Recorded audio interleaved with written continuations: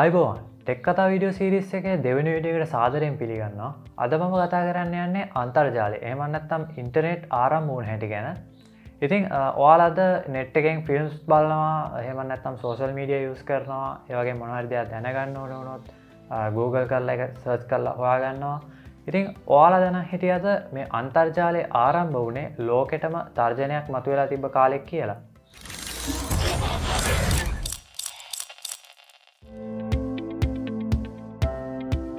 අද අපි යන්නේ 1960-70 දශකයට. ඉතින් මම මේ කතා කරන්නේ රුසියාව සහ ඇමරිකාව.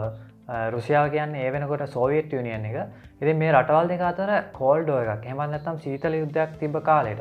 ඉතින් මේ කාලේ ඇමරිකාවට තිබ්බ ලොකුම තර්ජනයක් තමයි මොකක් හරි ඇටැක් එකක් නිසා එයාලගේ සෙන්ට්‍රලයිස් සිස්ටම් එක ඩවුන් වුණොත්. ඒ කියන්නේ රුසියාවේ මොකක් හරි ඇටැක් එකක් කරලා ඒ සිස්ටම් එක ඩවුන් වුණොත් එයාලගේ කමියුනිකේෂන් සම්පූර්ණයෙන්ම නැවතෙනවා. මොකද සෙන්ට්‍රලයිස් සිස්ටම්යක් කියන්නේ හරියට නිකන් පාලමක් වගේ ඩේටා ට්‍රාන්ස්ෆර් වෙන්නේ මේ පාලම හරහා. ඉතින් මේ පාලම කැඩුනොත් කිසිම විදිහකින් ඩේටා ට්‍රාන්ස්ෆර් කරන්න හැකියාවක් නැති වෙලා යනවා. ඉතින් යුද්ධයකදී මේ වගේ දෙයක් වෙනවා කියන්නේ ගොඩක් ලොකු ඩැමේජ් එකක් වෙන්න පුළුවන්. ඉතින් ඇමරිකාව කල්පනා කරා කොහොමද එක කොටසක් ෆේල් වුණත් අනෙක් කොටස් සාමාන්‍ය විදිහට වැඩ කරන්න සිස්ටම් එකක් හදන්න කියන එක ගැන. මේ ප්‍රශ්නයට පිළියමක් විදිහට තමයි ARPANET කියන ප්‍රොජෙක්ට් එක 1969 දී ආරම්භ වුණේ. ARPA කියන ඇමරිකන් කම්පැනි එක තමයි මේ ප්‍රොජෙක්ට් එක ආරම්භ කරේ. ARPANET එකේ අරමුණ උනේ යුනිවර්සිටිස් වල තිබ්බ කම්පියුටර්ස් ඩිජිටලි මෙසේජ් කරන්න පුළුවන් විදිහට නිර්මාණය කරන්න. පළවෙනි නෙට්වර්ක් එකට UCLA, ස්ටැන්ෆෝඩ්, යුටා වගේ විශ්වවිද්‍යාල 4ක් කනෙක්ට් කරා. ඒ නෙට්වර්ක් එකේ මුලින්ම යවන්න උත්සාහ කරපු වචනේ තමයි ලොගින් කියන්නේ. කොහොම වුණත් LO කියන ලෙටර්ස් දෙක සෙන්ඩ් වුණාට පස්සේ මේ සිස්ටම් එක ක්‍රෑෂ් වුණා. ඉතින් එහෙම වුණත් ඒක තමයි ඉන්ටර්නෙට් වර්ල්ඩ් එකේ පළවෙනි ඩිජිටල් මෙසේජ් එක. ඉතින් ARPANET ගැන කතා කරද්දී පැකට් ස්විචින් ගැන අපිට කතා කරන්නේ නැතුවම බෑ. මොකද මේක තමයි මේ ARPANET එහෙම නැත්නම් අද ඉන්ටර්නෙට් වල ප්‍රධානම බේස් එක විදිහට හඳුන්වන්න පුළුවන්. ඉතින් මෙතනදී පැකට් ස්විචින් කියලා කියන්නේ අපි මොකක් හරි ඩේටා එකක් යවන්න උත්සාහ කරද්දී මේක කුඩා කොටස් වලට බෙදනවා. ඒ කියන්නේ අපි මේකෙදී හඳුන්වන්නේ මේ පැකට්ස් කියලා, ඩේටා පැකට්ස් විදියට. ඉතින් මේ බෙදන පැකට්ස් විවිධ පාත් වලින් ඩෙස්ටිනේෂන් එකට යවන්න උත්සාහ කරන එක තමයි පැකට් ස්විචින් එකේදී ප්‍රධාන වශයෙන් වෙන්නේ. ඉතින් අපි පරණ ක්‍රමය ගැන කතා කරොත් එහෙම මෙතනදී වෙන්නේ සම්පූර්ණ පැකේජ් එකක් විදිහට ඩේටා සෙන්ඩ් වෙන එක. නමුත් මෙතනදී කුඩා කොටස් වලට කඩලා ඒක විවිධ පාත් වලින් යවන්න සෙන්ඩ් කරන්න උත්සාහ කරන එක තමයි කරන්නේ. ඉතින් එතනදී අර අපිට එක කොටසක් බ්‍රේක් වෙලා තිබ්බත් අනිත් පාත් වලින් මේ ඩෙස්ටිනේෂන් එකට යන්න ඩේටා පැකට්ස් වලට යන්න හැකියාව තියෙනවා. උදාහරණයක් විදිහට මම මෙහෙම කියන්නම්. ඔයාලට පැකේජ් එකක් යවන්න ඕනි කරනවා කොලම්බෝ වල ඉඳන් කැන්ඩි වලට.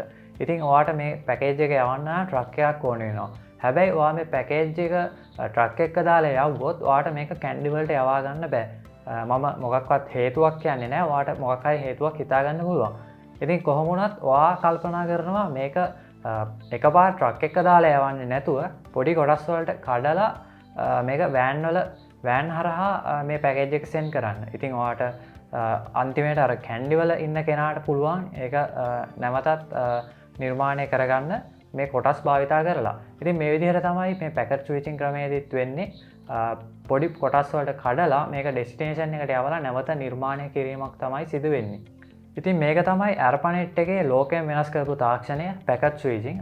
මේකෙදී ඔයාලට කිසිම ප්‍රශ්නයක් නැතුව මොකක් හරි පාත් එකක් බ්ලොක් වෙලා තිබ්බත් වෙනත් පාත් එකකින් ඔයාලට ඩෙස්ටිනේෂන් එකට මේ ඩේටා යවන්න හැකියාව තියෙනවා. ARPANET එක දවසින් දවස දියුණු වෙද්දී මේකට ගොඩක් සිස්ටම්ස් එකතු වෙන්න පටන් ගත්තා. ඉතින් මෙතනදී ඇති වුණ ලොකු ප්‍රශ්නයක් තමයි මේ එකතු වෙන හැම සිස්ටම් එකකටම ස්මූත් කමියුනිකේෂන් එක පවත්වාගෙන යන්න හැකි වේද කියන එක.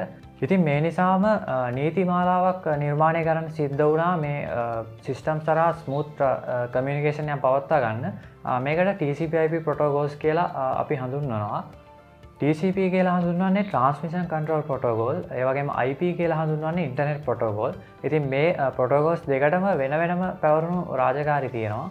TCP ප්‍රොටෝකෝල් එකෙන් උනේ ඩේටා පොඩි කොටස් වලට බෙදන එක. ඒ කියන්නේ පැකට්ස් වලට බෙදන එක හරියට වෙනවද කියලා බලන එක. ඊට අමතරව මේ බෙදපු පැකට්ස් වල එරර්ස් තියෙනවද කියලා චෙක් කරා මේ TCP ප්‍රොටෝකෝල් එකෙන්. ඊට අමතරව මේ ඩෙස්ටිනේෂන් එකට මේ පැකට්ස් ගියාට පස්සේ නැවත නිර්මාණය කරද්දී මේවා හරියට නිර්මාණය වෙනවද කියලාත් මේ ප්‍රොටෝකෝල් එකෙන් චෙක් කරලා බැලුවා. ඉන්ටර්නෙට් ප්‍රොටෝකෝල් එකෙන් සිද්ධ වුණේ මේ බෙදන ඩේටා පැකට්ස් වලට නියමිත ඇඩ්‍රස් එකක් ලබා දෙන එක. ඒක නිකන් හරියට පෝස්ටල් ඇඩ්‍රස් එක වගේ.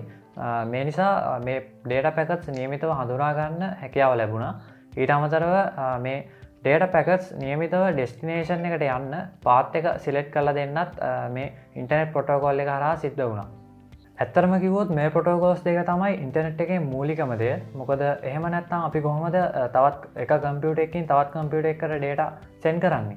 ඒ වගේම දැන් තියෙන හැම වෙබ්සයිට් එකක්ම app එකක්ම email එකක්ම මේ TCP/IP කියන ප්‍රොටෝකෝල් එක මත තමයි නිර්මාණය වෙලා තියෙන්නේ.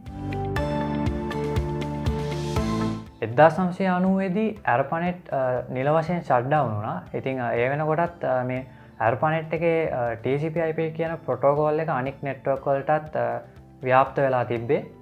මොනවද අනිත් නෙට්වර්ක්ස්? යුනිවර්සිටීස්, කම්පැනිස් සහ රිසර්ච් සෙන්ටර්ස් වගේ ඒ වගේ තිබ්බ කම්පියුටර්ස් මේ නෙට්වර්ක් හරහා එකට කනෙක්ට් වෙලා තිබ්බේ. ඉතින් මේ හැම නෙට්වර්ක් එකක්ම එකතු වෙලා ග්ලෝබල් නෙට්වර්ක් එකක් ඒ වෙනකොට නිර්මාණය වෙලා තිබ්බා. ඉතින් ඒක තමයි අද අපි කතා කරන ඉන්ටර්නෙට් කියන්නේ. ඉතින් මේ ඉන්ටර්නෙට් කියන එකේ සාර්ථකත්වයට පදනම උනේ ARPANET කියන ප්‍රොජෙක්ට් එක. ඉතින් මේ හරහා ගොඩක් ලොකු තාක්ෂණික දියුණුවක් ලබා ගන්නත් අද අපිට හැකියාව වෙලා තියෙනවා. කොහොම වුණත් ඉන්ටර්නෙට් එකෙන් හැමදේම කවර් කරන්නේ නැහැ. ඉන්ටර්නෙට් කියන්නේ ඉන්ෆ්‍රාස්ට්‍රක්චර් එක. ඒ කියන්නේ data flow වෙන ජාලය විදිහට අපිට ගන්න පුළුවන්. ඒ වගේම මේ ජාලය යටතේ වෙන වෙනම applications තිබුණා. emails, file sharing, chat system වගේ applications මේ ඉන්ටර්නෙට් එක යටතේ තිබුණා.